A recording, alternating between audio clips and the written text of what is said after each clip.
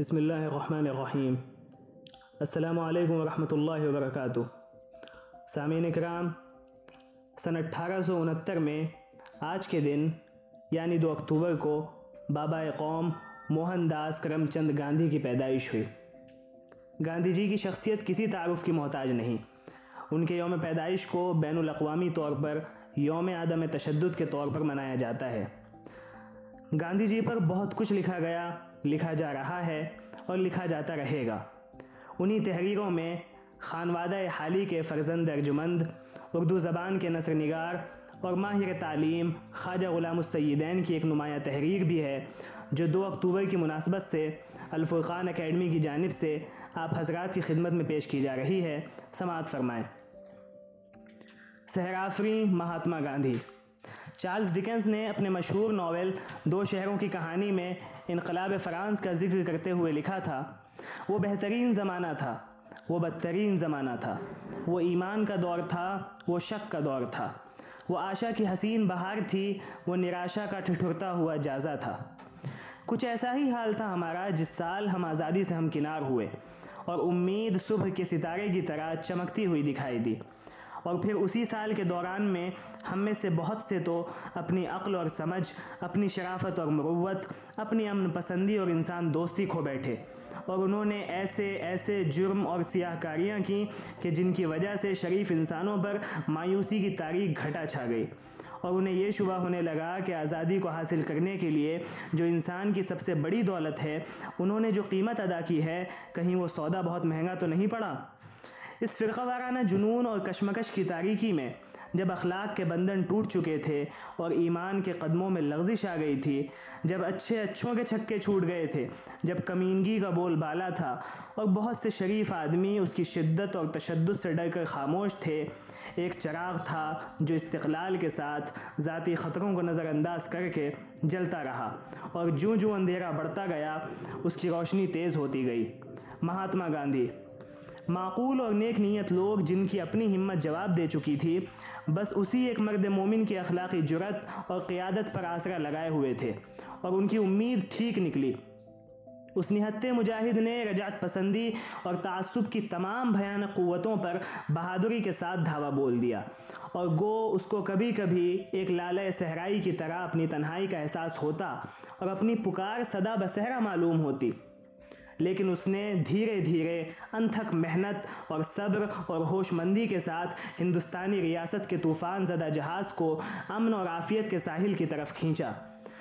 امریکہ کے مشہور افسانہ نویس اسٹیفن ونسنٹ بینٹ نے اپنی ایک معرکۃ الآراء کہانی میں دکھایا ہے کہ ایک نامور وکیل ڈینیل ویبسٹر کس طرح اپنے موکل کی روح کے لیے شیطان کے ساتھ جد و جہد کرتا ہے،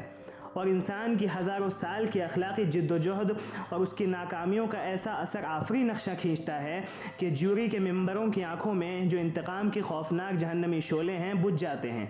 اور وکیل بالآخر اپنا مقدمہ انسان کے حق میں جیت لیتا ہے۔ گاندھی جی کی زندگی کے آخری دور کا خیال کرتا ہوں تو اندازہ ہوتا ہے کہ وہ بھی اس وقت اپنے موکل یعنی اپنے پیارے وطن کو روحانی موت سے بچانے کے لیے شیطانی قوتوں کے ساتھ رسہ کشی کر رہے تھے۔ انہوں نے پھر ایک بار مبارزانہ انداز میں انسانی ضمیر کے سامنے اس تاریخی سوال کو پیش کیا کہ کیا فائدہ ہوگا انسان کو اگر وہ ساری دنیا کو جیت لے لیکن اپنی روح کی دولت کو کھو بیٹھے؟ کیا فائدہ ہوگا اگر ہندوستان سیاسی آزادی حاصل کر لے لیکن اس کی قیمت میں ان روحانی قدروں کو ہار دے جن پر اس نے ہمیشہ ناز کیا ہے، یعنی اپنی امن اور رفاقت کی جستجو، اپنی رواداری، اپنے دل کی فراخی اور زندگی کا احترام؟ انہوں نے اس سوال پر جو انسان کی زندگی کا بنیادی سوال ہے اپنی جان کی بازی لگا دی، اور جب ایمان کی آزمائش کا وقت موعود آیا تو انہوں نے اس شان کے ساتھ اپنی جان آفرین کے سپرد کی کہ ہونٹوں پر رام کا نام تھا اور شانتی کی مسکراہٹ ان کے چہرے پر کھیل رہی تھی۔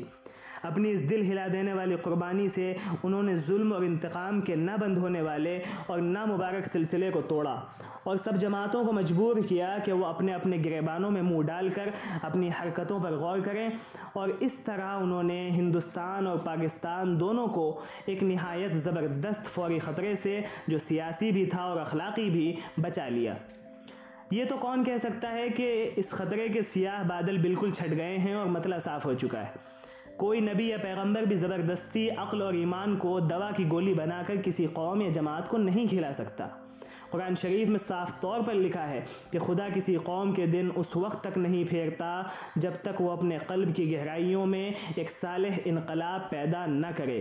نہ وہ اپنے پیغام لانے والوں کو نجات کا ٹھیکیدار بنا کر بھیجتا ہے۔ البتہ ایک سچے اور ایماندار رہبر کا کام یہ ہے کہ وہ اپنی مثال اور تعلیم اور ضرورت ہو تو اپنی آخری قربانی پیش کر کے ان کے دل و دماغ میں ایک تہلکہ پیدا کر دے، تاکہ ان کو ایک لمحہ فکریہ، ایک مہلت ایسی مل جائے جس میں وہ اپنے افعال کا جائزہ لے سکیں اور تباہی کی خندق میں گرنے سے خود کو روکیں۔ گاندھی جی کی آخری جد و جہد اور قربانی نے یہی کام کیا، اور ایک دفعہ پھر اس صداقت کو آشکار کیا کہ اگر ایک شخص کی ذات میں عشق کی گرمی اور ایمان کی پختگی پیدا ہو جائے تو وہ ناممکن کو ممکن بنا سکتا ہے۔ یہ تھی گاندھی جی کی اہمیت اپنی قوم کے لیے۔ جس چیز نے گاندھی جی کو اس دور کا سب سے بڑا ہندوستانی بنایا، اسی نے ان کو دنیا کا ایک بلند مرتبہ اور محبوب لیڈر اور بین الاقوامی امن اور مفاہمت کا ایک محکم ستون بھی بنا دیا۔ ان کی خاص صفات کیا تھیں؟ ان کی عالمگیر انسان دوستی جو سب انسانوں کو بغیر نسل، رنگ، مذہب، ذات اور پات کے بھید بھاؤ کے دل میں جگہ دینے کو تیار تھی۔ ان کی محبت جس کی آغوش ہر مظلوم بلکہ ہر مجرم تک کے لیے کھلی تھی، اور جو اپنے اثر سے دوسروں کے دل میں محبت کا چراغ روشن کر دیتی تھی۔ ان کی گہری ہمدردی اور دل سوزی جو ہر کسی کے دکھ درد اور محرومی کو دیکھ کر بے چین ہو جاتی تھی، یہاں تک کہ انہیں اپنی زندگی تلخ معلوم ہونے لگتی، اور انصاف کی لگن جس میں اپنے پرائے کی تفریق نہ تھی۔ اس کمزور امن دوست انسان نے جس کے پاس نہ فوج تھی، نہ دولت، نہ دوسرے مادی وسائل،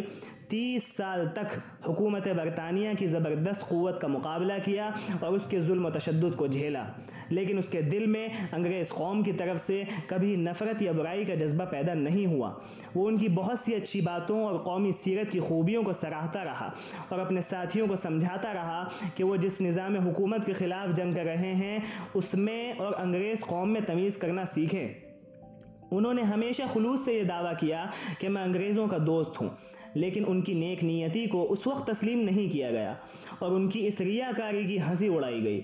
یہ کیسے ممکن تھا کہ وہ انگریزوں کے دوست بھی ہوں اور ان کی حکومت کی جڑیں بھی کھوکھلی کریں؟ اس وقت حکومت کے دوست وہ لوگ سمجھے جاتے تھے جن میں بے لاگ تنقید کی بجائے کہ ناگوار ہوتی ہے، جی حضوری کی صلاحیت ہو، اور جو قوم کی بجائے حاکموں کے ساتھ عہد وفا باندھیں۔ لیکن بعد کے واقعات نے ان کے دعوے کی سچائی کو ثابت کر دکھایا، اور جب حکومت انگریزی نے ان کی تحریک سے متاثر اور مجبور ہو کر ان کے ساتھ معاملہ کیا تو نہ صرف بدگمانی اور مخالفت بلکہ ظلم اور جبر کی یادیں بھی ایک حد تک مفاہمت میں بدل گئیں۔ اور پھر وہ وقت آیا جو میرے خیال میں گاندھی اور ان کے اصولوں کے لیے آزمائش کا سب سے سخت موقع تھا، جب انہیں خود اپنی قوم کی زیادتیوں اور ظلم کے خلاف جنگ کرنی پڑی۔ ان کا دھرم یہ تھا کہ جہاں کہیں برائی اور انیائے پائے جائیں ان کی مخالفت کریں۔ اگر ان کی قوم شرافت اور اہنسا کے راستے سے ہٹ جائے تو وہ اس کے خلاف بھی اسی بہادری اور ثابت قدمی سے آواز بلند کریں جس طرح انگریزوں کے خلاف۔ یہ بھی یاد رہے کہ کسی غیر قوم کے خلاف جنگ کرنا آسان ہے، کیونکہ اس میں آزادی کا سرور اور ولولہ ہوتا ہے، عوام کی ہمدردی اور تائید حاصل ہوتی ہے، اور ہر دل عزیزی کا تاج سر کی زینت بنتا ہے۔ لیکن اپنوں کے خلاف انہی کی خاطر جنگ کرنے کے لیے بہت زیادہ ذہنی اور اخلاقی جرأت درکار ہے جو صرف خاصان خدا کے حصے میں آتی ہے۔ اس کی خاطر بڑی بدگمانیوں کو جھیلنا اور خون جگر پینا پڑتا ہے، لیکن جو شخص اس آزمائش میں پورا اترتا ہے اور اس کسوٹی پر اپنی بزرگی کا ثبوت دیتا ہے، وہ حق و باطل کی اس ابدی جنگ کا ایک تخلیق کار بن جاتا ہے جو کسی خاص جماعت یا قوم یا ملک کے خلاف نہیں ہوتی،